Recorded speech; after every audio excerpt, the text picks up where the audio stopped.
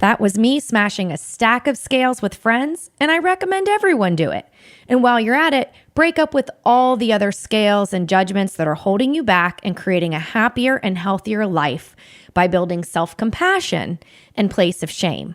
I'm Rebecca Scritchfield, creator of the Body Kindness Philosophy and the book, which offers dozens of reflective prompts, infographics, and spiral up activities to get your brain focused on what really matters to you, not a diet plan or set of elusive rules that you're used to getting every time the conversation of weight comes up in your life.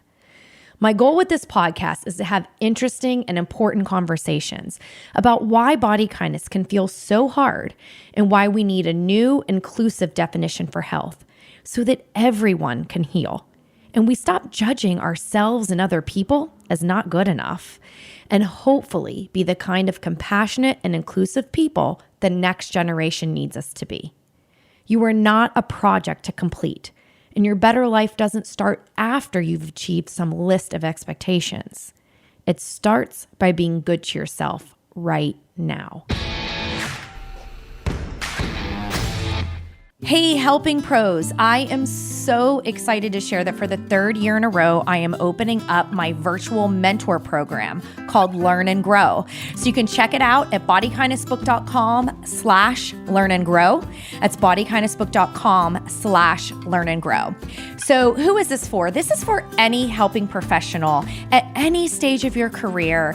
If you work with people on helping them create a better life, you could be a dietitian, therapist, a health coach, a trainer, yoga teacher, a life coach. So we've had all those folks in previous years. As long as you feel committed to helping people practice from a weight-inclusive space, along with the philosophies and ideas in body kindness, I think that you're going to find this to be a great fit for you. I am really excited about ways where I can help you grow in your business. The way that we do that is you get monthly private chats with me, and you can literally ask me anything. If you have big dreams about speaking, writing, putting your own work out into the world, being on interviews, podcasting, you can ask me anything, pick my brain. I would love to help you achieve your business goals. I have always loved young adult literature, even before I knew that was what it was called. And working with it has been one of the great joys of my career. And it has been painful to me to see the way that fat people are portrayed in young adult books and children's books and picture books. And I thought, man, somebody should do something to change that.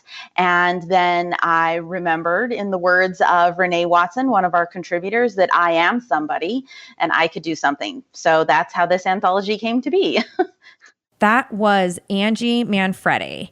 She's a librarian and writer and owns every season of Law & Order on DVD and sends over 150 handwritten Valentines every year. I'll have to see if I'm on her list after this interview.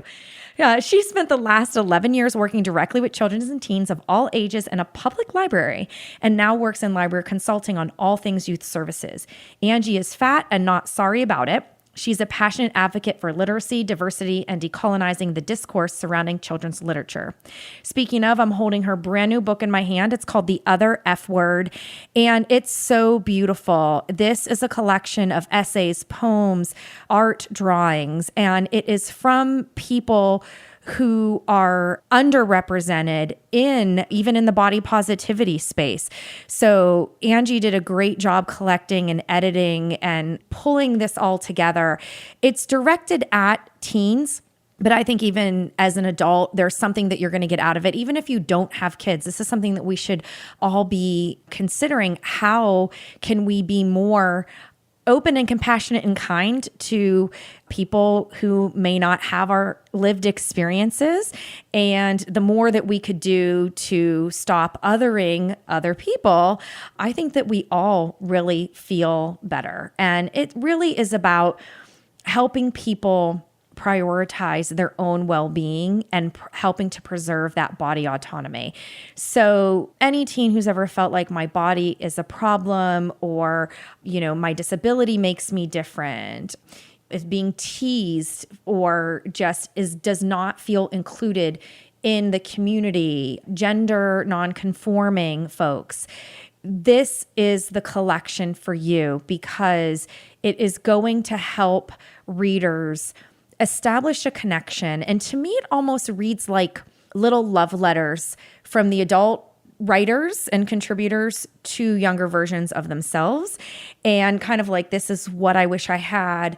And now that I have the ability to share, this is what I want to tell you. I really think it's going to help a lot of people. I think it's great for parents, teachers, anyone who is interested in today's youth, and especially diversity and inclusion. So in this interview, we discuss reasons why many fat activists want to liberate the word fat as a descriptor and why that's hard for many people to do. And just a hint, it has a lot to do with our cultural rules and norms. So what you're going to hear is Angie answer that question and more. Plus, I read 2 excerpts as a little teaser for you. The book is available now. I found it very helpful in my own parenting, and I think you will enjoy our conversation. And if there's one thing that you can take away from it, I think it's this idea of asking yourself as you're listening, how could the world be a better place if we all were kinder to ourselves and each other and respected each other? Hey, Angie, welcome to Body Kindness. Hi, Rebecca. Thanks so much for having me. Well, I'm so grateful for your time today. I'm excited to talk to you. I usually love to start the episodes by sharing a little bit how I came to know my guest. And honestly, I saw a social media post, and it was your book cover that I'm holding in my hand, The Other F Word, a celebration of the fat and fierce. So I loved the title, but the second I learned that this was for young adults, I jumped out of my chair and urgently tried to get your contact information for a review copy and a podcast interview, like super stat, because it is, I mean, you literally fill a gaping hole. So thank you so much for writing the book and for being on the show. I would love to hear a little bit more about you and your background so listeners can get to know you as well. Well, first of all, thank you for that super kind intro. I'm hoping that people jumping out of their chairs is exactly the reaction people are going to have about hearing about this anthology. So, all right. So my name is Angie Manfredi. I am a writer and editor and librarian, and I am fat. I spent the last 11 and a half years in practice, which means day-to-day working one-on-one with families, patrons, kids, teens in public library youth services. But recently I made the switch to now I do consulting. So instead now of working directly with the public, I consult with librarians about how to make their youth services programs better. And I have always loved young adult literature, even before I knew that was what it was called. And working with it has been one of the great joys of my career. And it has been painful to me to see the way that fat people are portrayed in young adult books and children's books and picture books. And I thought, man, somebody should do something to change that. And then I remembered, in the words of Renee Watson, one of our contributors, that I am somebody and I could do something. So that's how this anthology came to be. That is amazing on 2 counts. So first, I want to know right away, because I'm sure listeners are going to be like, oh my gosh, she does this consulting. How can I pass a name? Because this is probably good for my library. So like literally shameless plug. Do you have room in your calendar to help libraries? And how can people who are listening who are like, oh, we need that, how can they get in touch with you for that express purpose? So I'm very findable on social media. But my website, you can also reach out via my website, which has the very memorable website, which is fatgirlreading.com. So all my contact information is on there. And I work in library consulting officially for the state of Iowa, but I also am I'm available for author visits and all that fun stuff. And I also recommend looking at the 30 contributors in this book. And if one of these essays speaks to you, if one of these poems speaks to you, thinking about how you can incorporate that work. And I'm always, the one thing people know about me is that I'm always happy to chat. I think that's I don't know if you know that, but I think that's probably the official motto of extroverts. I'm always happy to chat about it. I would love it. So I'm always happy to chat. And Abrams is sending me on a short tour for the release of the book. So I'm going to be in a couple of bookstores, and I'm participating in a couple other events in this fall. And on top of all that, I have 12 years of I can do literally any program for any age. That's the blessing of Youth Library Youth Services. So yeah, but I do think it's meaningful that we all can do something, and a lot of times it's that sense of confidence that this meaningful action can and will make a difference. So it's amazing that you took the action to say, hey, I am somebody, I can do this. And it resulted in this book that I'm holding, and it's going to change a lot of people's lives. And at the same time, for any listener who just feels and knows that something isn't right, and gosh, you're feeling that compassion, which is the inspiration to take action to help somebody in need, do that action. It doesn't matter what you feel is maybe too small or too insignificant. It all matters. And smaller actions lead to bigger ones. There is great depiction of fat bodies in young adult literature. It's getting better in middle grade, and I hope it's struggling along in picture books. So I don't want to make it sound like I alone came up with I had a revelation. So what I wanted to do was build on the work that was already there, add to the conversation that already existed. But more than that, I wanted to really expand it. And so my commitment in all of my practice is to, when I can, using the spotlight that has been afforded to me as a heterosexual, cisgender, able-bodied white woman, to share that spotlight and to give as much possible to give the mic to other people. So that was the other opportunity I really felt with this book. It wasn't just a moment for me to say, I am somebody and everybody should listen to me because I know about being fat. I really wanted to look at the diversity of people's bodies, because I think too often when we have this conversation, we talk about size 12 white women and how if they like their bodies, they can get dates. And one of the things I really wanted to create, especially for teen readers, was this idea that it is so much more than that. And you don't have to make it dependent on if someone else finds your body desirable. None of that. That can be completely outside of the conversation, because what you are looking for within yourself is exactly what you're describing. Having that empathy and kindness for yourself. And that's really the beginning of everything. And so that was the other genesis for this, was I wanted to make it more than just this, really too often that danger of a single story that we hear all the time from Adichie, the writer Adichie, about the single story. I really wanted to take it farther than that. So your vision really was, I want to do an anthology. I want to amplify multiple diverse voices and perspectives. And so I'll reach out to the folks, I'll pull it together, I'll collaborate and provide editing. But the best contribution that I can make as an individual is by amplifying others and diverse voices, so that when the teen reader gets this book, they are going to see that there's so much more out there than the sort of very narrow kind of like, shut up and love yourself. And to your point, like, so that you can go on dates too, as if that's the most a teen could achieve. And so that you will have worth in other people's eyes. So that other people find worth in you.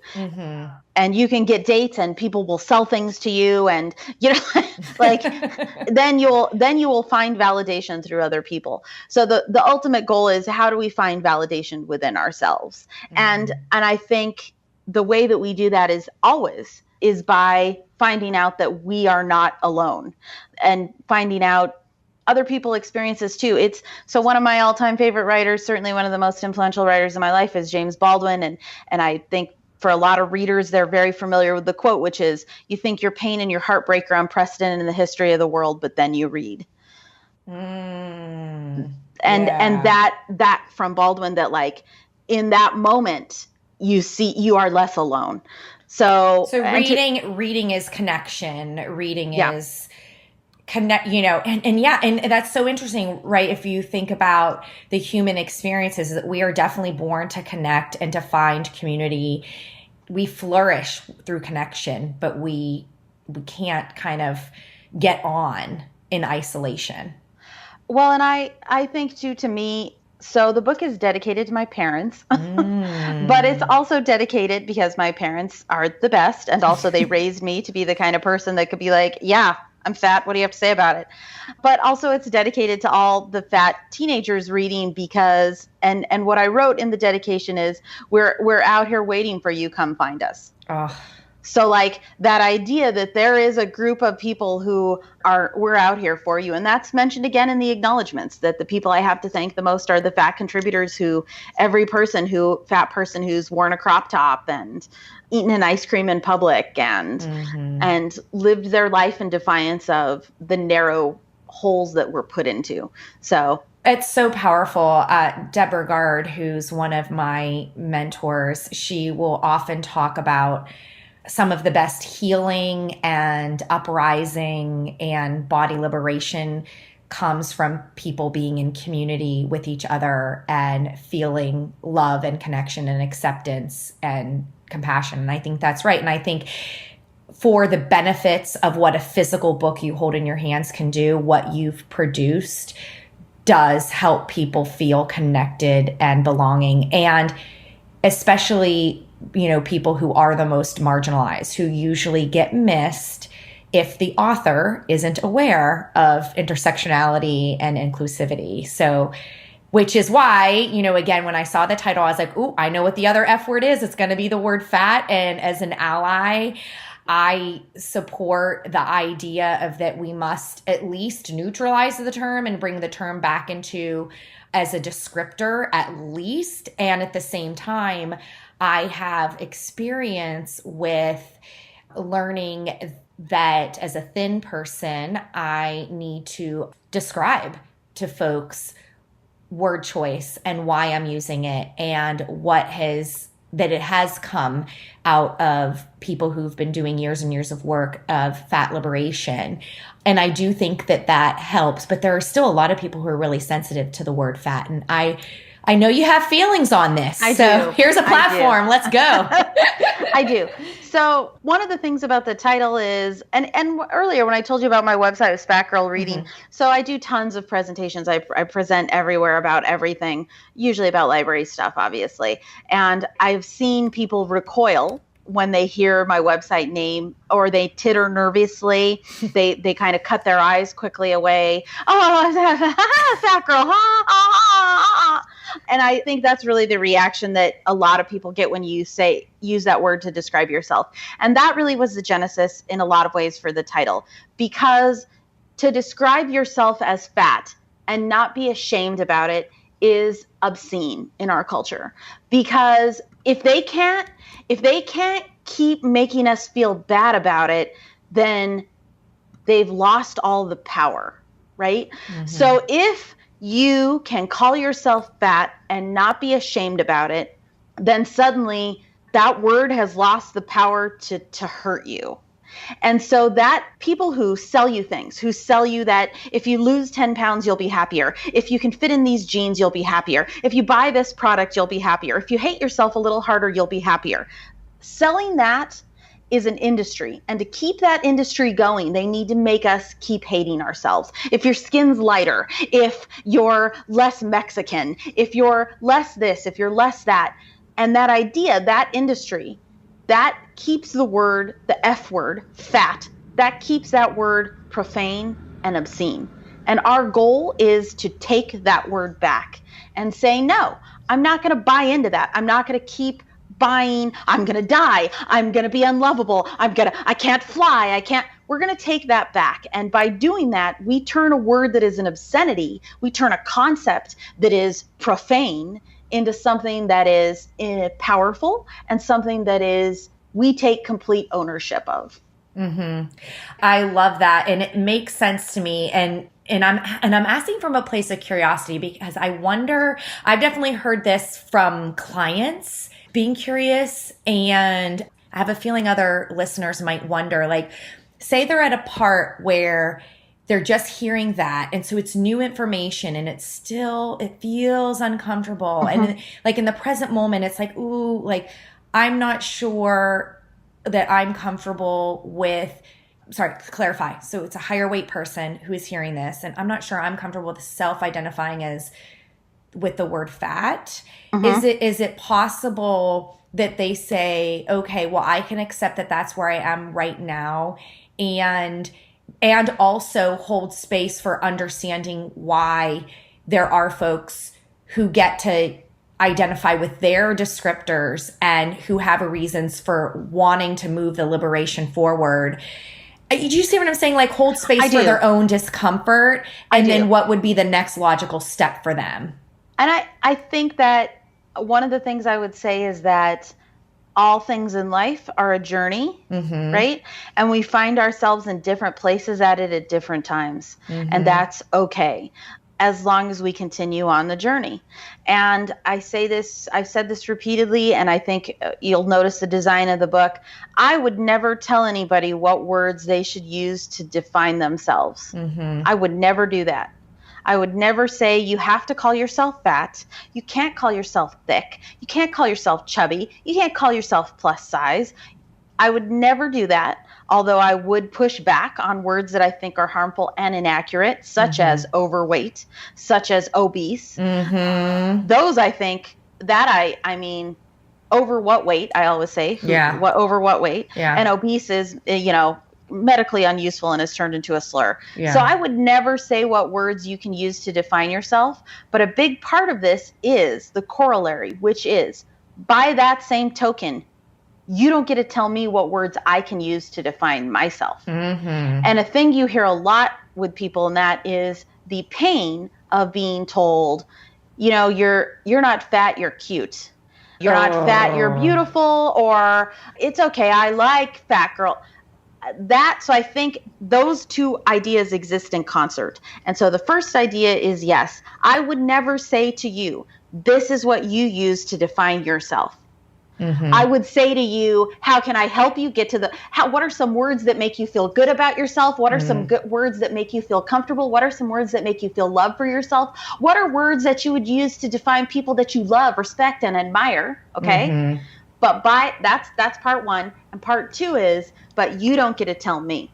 Yeah. So you don't get to say, oh, fat. Oh, don't call yourself fat, sweetheart. Don't call yourself thick, honey. You're just big boned. You're just right. So I think those two ideas exist in concert together, and those move us along the journey. Yeah. Our journey in understanding ourselves, and our journey in understanding people whose bodies are different than our own. Yeah. And I would say, as a helping professional, I try to help clients notice that the systems and the structures are part of what upholds the problem. So that discomfort that you feel is because there was a cultural construct, and even when you mentioned the O words, right? I wholeheartedly agree. Helping professionals who are part of the system, we need to understand how those words came to be, how they are harmful and uphold weight stigma. And we need to fully commit to say, okay, look, I might be a researcher, and in order to get this weight stigma paper published, what are we actually doing to change and fight the system? Because that could be a really, really long journey. And I'm not a researcher, but I do know people who work in weight stigma research who are always complaining about that. What I can say, and I will not name the publication because I'm not comfortable, but as a freelance writer, I have been told I have had my use of the word fat edited out. They said it was a euphemism, and that it was against their editorial blah, blah, blah something. So then I got smart and learned to interview people who use the word fat in quotes, because then they can't edit me. But it is so frustrating, because it's like, I'm trying to do good, and I'm a human, and I'm going to make mistakes. But I do believe that in that freelance writing voice and having the wisdom, that there's a small part that I can do to amplify and center the voices that aren't getting heard. And you can do what you can to try to move that football down the yard line, right? And then all of a sudden a system and structure is going to tackle you and say, oh, you can't do that. Next, it looks like I like to use the O words, and it sucks so bad. But do you say, okay, fine, I won't write for you, when you're not that powerful? You're not Roxanne Gay, right? You're Rebecca Scritchfield. You're not Roxanne Gay. I can say in an email, here's where I disagree, but I'm still going to help get the thing published. But it just sucks so bad. Can we talk about that sort of system structure and like playing the game for a little bit? So I always say, you do what you can.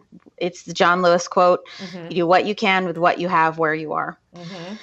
And at the same time, I think there is always room for saying, I am going to continue to push back on this. And what I'm going to continue to push back on, I'm going to continue to push back on it because fat studies is a real thing. Mm-hmm. It is gaining popularity as an academic discipline. There's conferences about it. There's academic publishing about it. There's the Fat Studies Reader, highly recommended if you're new to the field. And so I think that every chance that along with the Fat Studies Reader, there's also the Fat Studies Journal. It is an academic discipline. It's a new academic discipline, but so what? So what? I also think that in that situation, when you can, ask them to justify it to you. So I would say always in that situation, if you face that pushback, your response to that is, okay, well, now you justify it to me. Mm-hmm. So okay, that's cool. Now I want you to show me what your research is, because a lot of times what they actually have is just but that's the way we've always done it. Cool. Mm-hmm. Cool. Good opener. Cool. Right. Yeah. Yeah. And I think what I'm trying to do in my mind too is one, seek out the publications that will let me use that word and freelance for them. And if it's a big publication with a big reach with it's slow to move the ship, at least ask, can we start a conversation? So if you're going to throw back at me, oh, it's against our editorial policy, something, something, blah, blah, blah. Can we start a conversation about that policy so I can provide information that might help change some minds?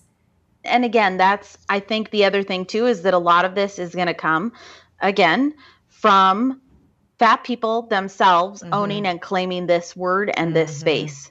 Because in all movements like that, there comes a moment where you say, these are the words we are going to call ourselves. Say it loud. Black is beautiful. We're here. We're queer. I think that there are moments where you say, no, you're not going to call us colored anymore. We're not going to be Negroes anymore. We're black and proud. We're black and beautiful. We're going to take queer back from this slur, and we're here, we're queer, get used to it. So I think that too, that is how fat people continue to move the needle on it, by saying these are the words we are going to be used to define ourselves. And you can see a lot of that in the health at every size movement. And that if we're not removed the O, even if we're not focusing on fat, we're saying, well, we're talking about being healthy at every size. I think that's a good kind of medical example of it as well. Yeah. And thanks for that feedback, because it really completes the circle for me, where I was like, so what if a client is who is higher weight is ooh, I feel really uncomfortable with that. So talking to them about the systems and structures, and also offering this opportunity to see how could they hold space with that discomfort, knowing that there's actually a lot of power in their willingness to tolerate some discomfort. And if they can think about the greater good and are at an emotional place of oh, well, might I be able to acknowledge my discomfort and where it comes from in the systems and structures, but use the word anyway to be part of the liberation. So I really like that. I also too, so related to that, I say to people all the time, and I have an essay about fat liberation and how that connects to my feminism in the anthology Here We Are, which is a young adult anthology about feminism. And my essay in that book is called The Big Blue Ocean and My Big Fat Body. And it's written for teenagers as well. And one of the things that I say in that one is, if you heard someone talking about your best friend, your mother, a person that you love, if you heard them talking about their body the way that you talk about your body, what would you say? Teenagers say, I would say, no, that's treat her with respect. Love her. So treat yourself, give your body that same kindness. The same kindness that you would grant to anybody else. If you heard them talking about Renee Zellweger, man, she looks fat on the red carpet, man. I was watching that press conference for her new Judy Garland movie, and she looks like she put on weight. Oh my God, you would write People Magazine a letter and be like, this is inappropriate. Our children are listening. You would never write People Magazine and be like, yeah, you're right, Renee Zellweger, she's looking like real fatty. That coverage was real great. You nailed it.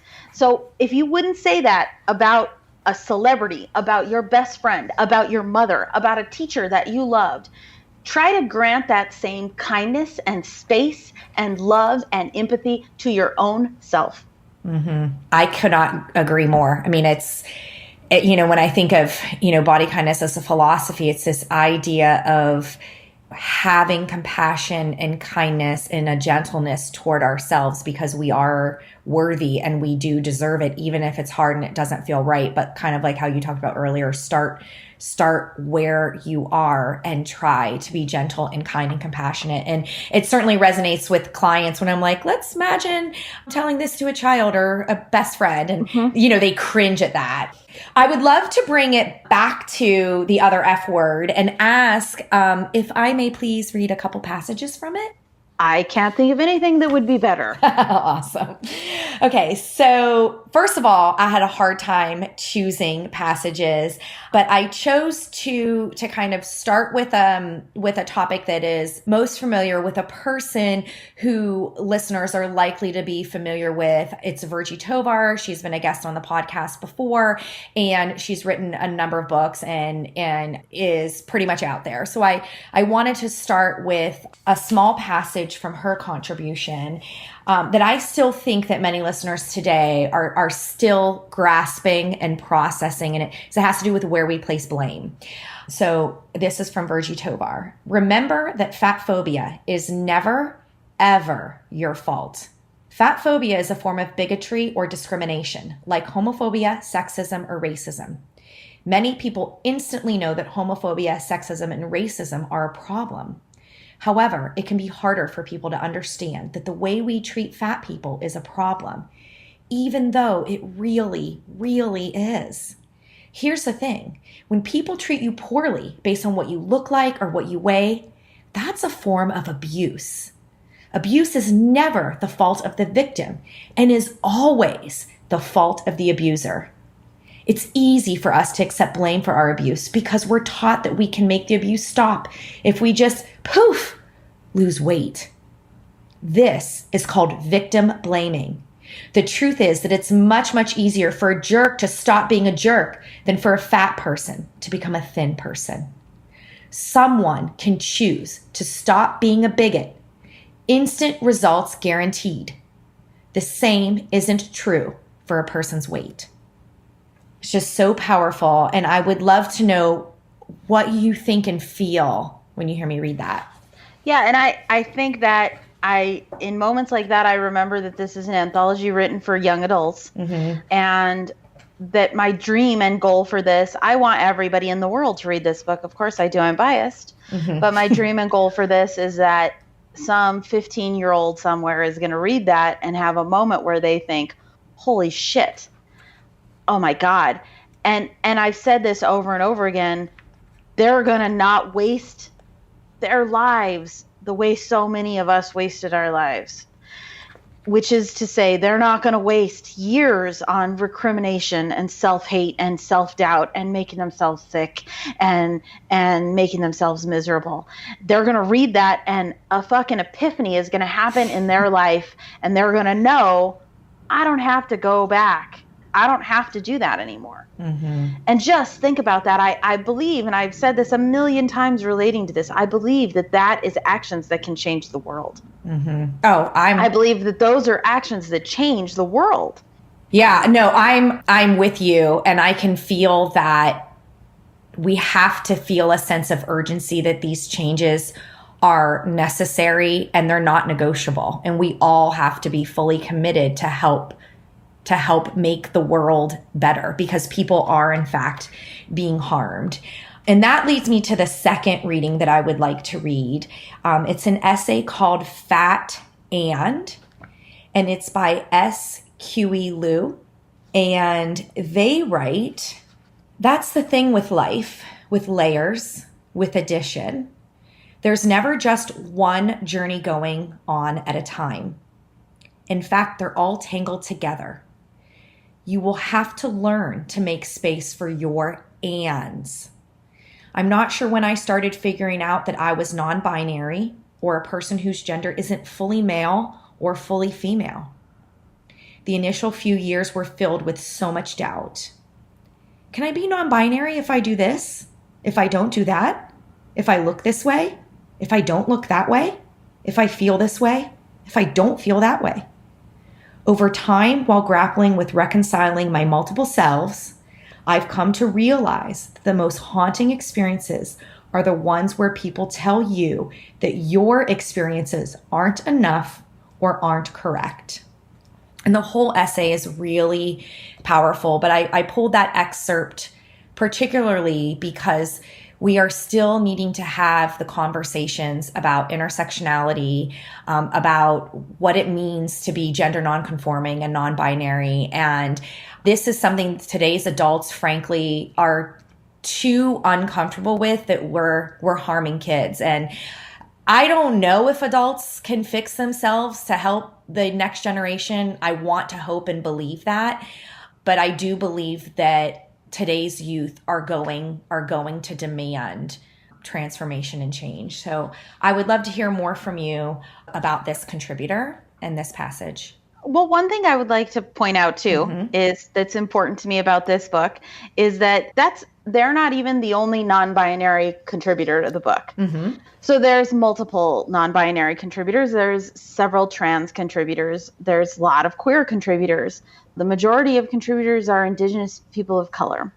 And so the goal, as I mentioned at the beginning of this, was to show that the experience of being fat and the experience of being non-binary and the experience of being trans and the experience of being queer and the experience of being Lakota, so much of that is so much bigger than we're told.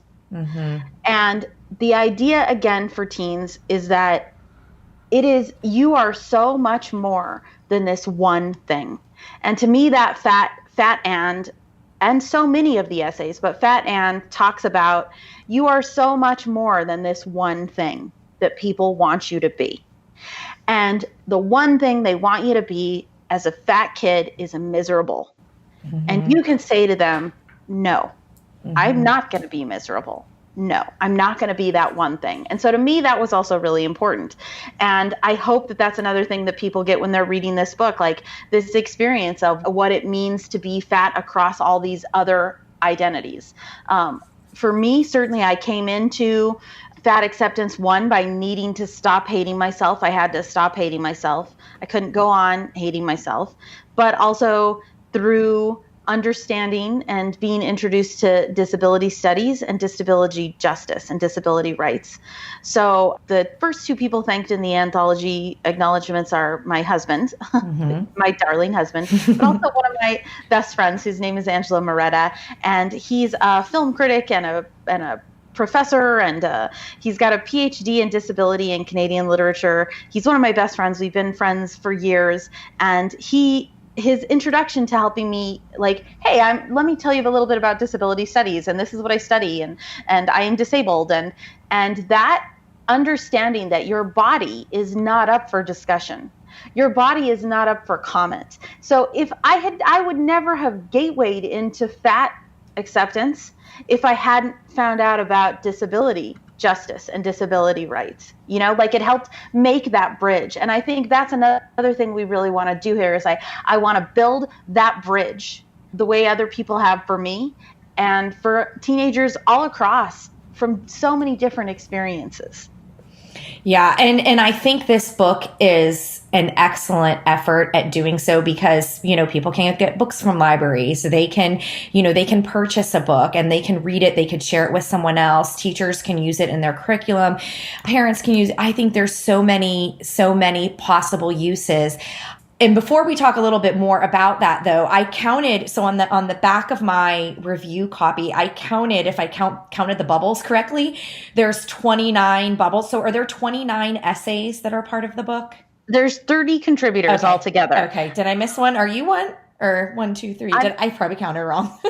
I'm not listed as a contributor. I wrote an introduction and I edited it, obviously.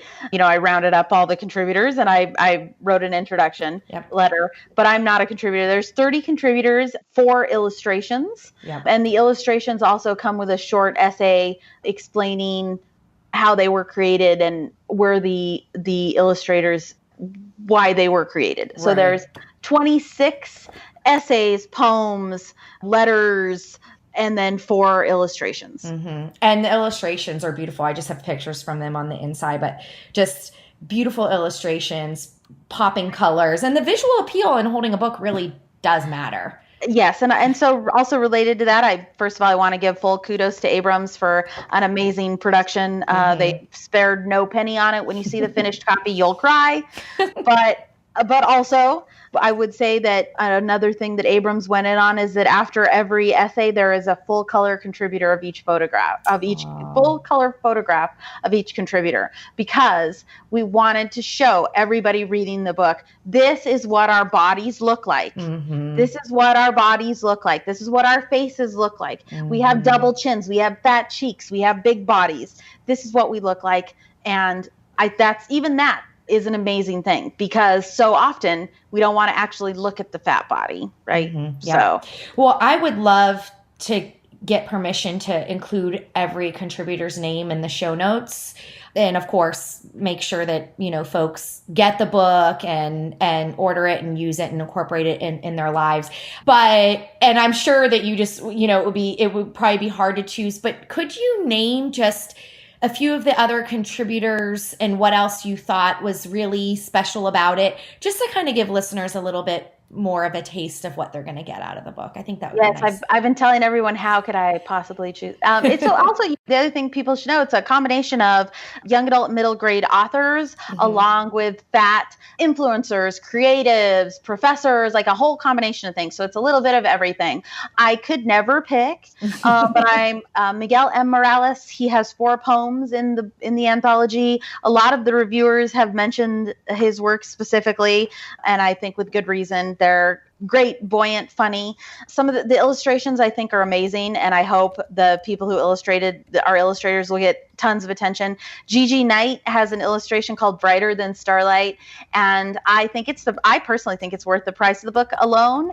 One of the things she did in it was turn the character that she drew, turn the cellulite and stretch marks of that character into stars, and it's extraordinarily beautiful to me. And every time I look at it, I feel like taken aback. This anthology entirely started with a tweet. I tweeted like it would be a dream if I could edit this anthology and include these following writers, and I listed like 10 people, and almost all of them were our actual contributors. So when I say that was like a dream come true, that's a literal thing. I mentioned Lakota. There's an essay from a Lakota comedian named Janice Schmading, and I think that's another one that really stood out for me and talked about how, attending these powwow dances as a teenager really helped her embrace and accept her body. But I honestly, there's a poem by an Australian poet who's an amputee about how she went to Weight Watchers as a teenager, and also how it made her feel really bad about her disabled body, and how she reconciled all of that. Her name's Jess Walton. It's an extraordinarily powerful poem. I couldn't even list. Like I could literally tell you something about all 30 of them. I'm so familiar with them. I've read them so many times, and sometimes still when I read back, I think I can't believe that I am getting to read this book, much less that I got to edit it. Mm-hmm.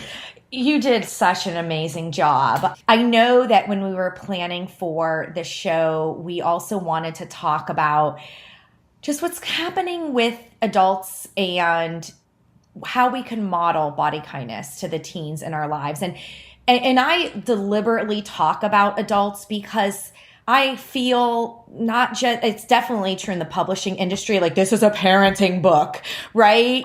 We get shoved in a category that way, but really all adults. Like, if you care about kids and teens, if you want to help them, all kids and teens, just have a good life and be resilient in our culture. I think we definitely have to acknowledge where the culture is the problem. But I think that a lot of times we don't necessarily see where we're making mistakes. We're kind of screwing it up in places where we might not realize. And then we even feel shame about making a mistake in the first place. And then we want to just run and hide and forget about it and plug our ears and la, la, la, I can't hear you. But that is not going to change anything. So could we spend a few minutes maybe just talking about the mistakes that people make that they might not even know it, that could end up being a microaggression or be harmful, and just almost seems like something little, or it's like, oh, whoa, did I do that? And just to highlight, not to shame and blame people, right? But with compassion, like, these are mistakes that commonly adults are making that we know is harmful?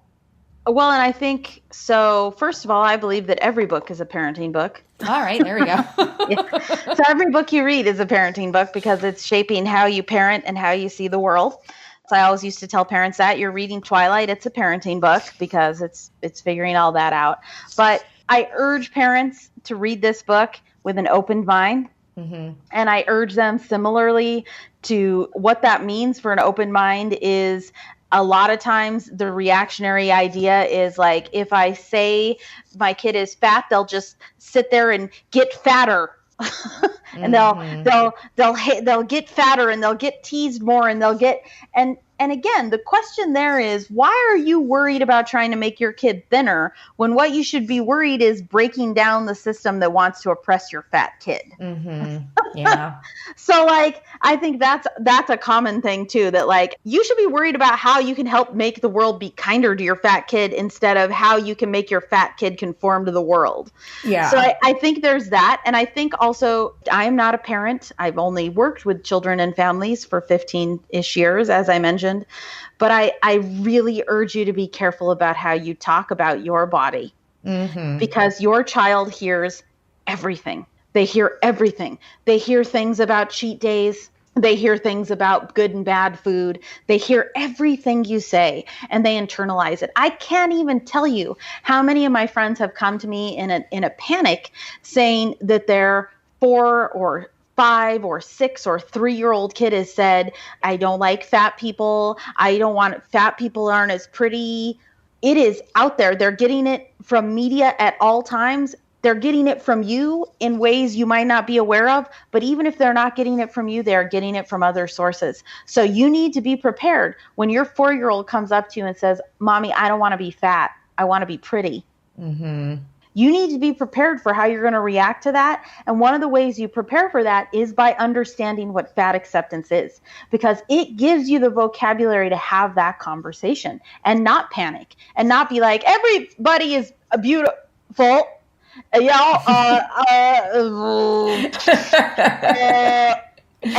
reading this book, reading about fat acceptance, understanding what fat acceptance means prepares you for that moment. When your 7-year-old says, Mommy, I'm on a diet. Mm-hmm. So that I would say is part of it. And the other part of it is, again, every one of us is imperfect. That's what makes us great.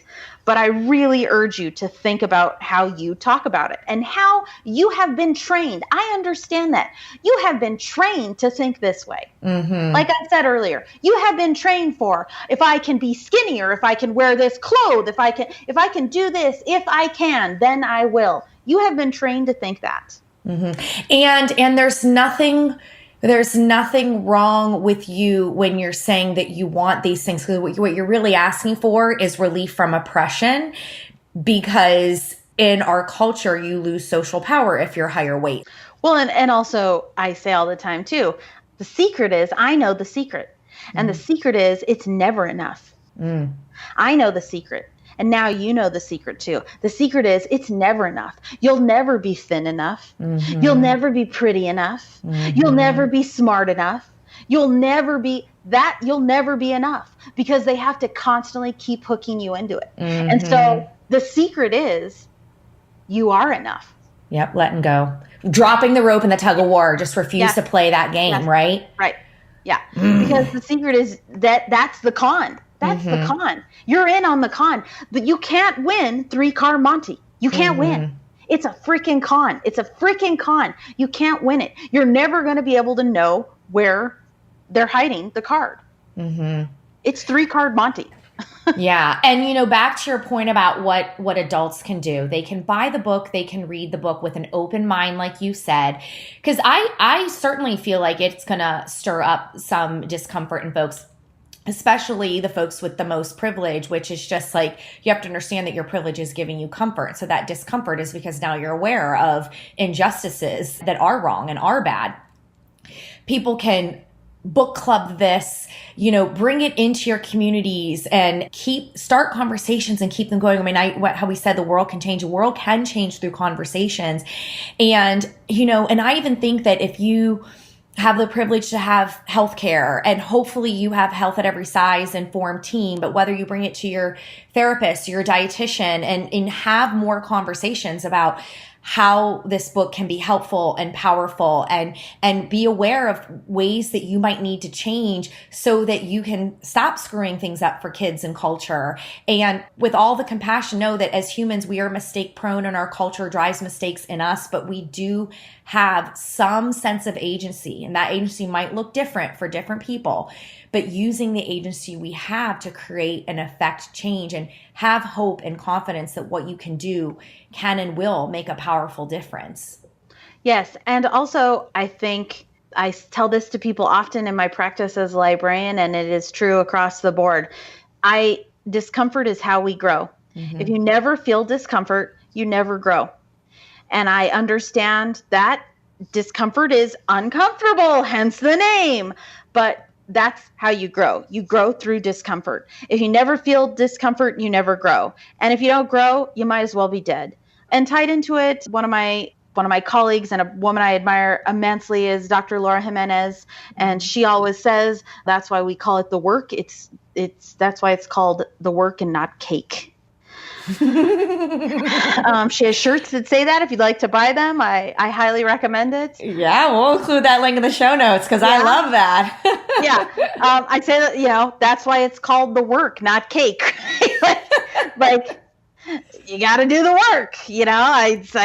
I like cake too, but that's why it's called the work and not cake. So if the definition of health that we're working from is flawed, we actually have to change the definition. And I direct folks more to a sense of well-being, that it's mental health first, that what we believe to be is physical health related to being a size dependency that's where the myth and the harm is being done. And that it is about autonomy and this idea of self-kindness and compassion and care, and then protecting your boundaries and asking others, not even asking, but just demanding, I have this body autonomy and you need to respect these boundaries, and don't make assumptions about who I am or my worth or my value just because of what you see. You're the one who needs to do the work. And I read your book cover to cover. It is absolutely amazing. And every page offers something helpful and useful. So I really urge listeners to go out and get the book and use it in your life and your practice anywhere you can. Share it with someone else when you feel that you've gotten what you need out of it, or buy a gift for somebody. Just let this conversation happen because our teens deserve it. And thank you so much for all the work you put into it. Where can people get the book and connect with you? Well, you can buy the book at any retailer starting on September 24th. In 2 weeks, it goes on sale on September 24th. From the day we're talking, I should mention, it's on sale at any of your major retailers September 24th. Please, if you can, buy from an independent bookstore. Buy from your local independent bookstore if you can, because we love independent bookstores. But you can order it from any major retailer. I'm sure it'll be in, I hope, it'll be in Barnes & Noble. And you can also request it at your library. As a librarian, it would bring me great joy if you requested your library purchase it and then you checked it out from your library, because nothing would make me happier. Literally nothing on the planet makes me happier than thinking about this book in libraries. I'm not kidding. That makes me happier than if it was a New York Times bestseller. The idea that it's in libraries after dedicating my literal life to libraries. So that's some of the places you can find it. You can find out more information on my website, fatgirlreading.com. Please look me up on Twitter. I'm super active on Twitter, and I go on rants about fatness and fat depictions in the media and books often there. And so I hope that that's informative. And so you can find me on Twitter under the username Miss Kubelik, Kubellik. It's named after my favorite character from my favorite film, Fran Kubelik. And if you Google me, my Twitter link is the first thing that comes up because I'm real active on Twitter. The book is The Other F Word, a celebration of the fat and fierce. Thank you so much for being here and talking to me today.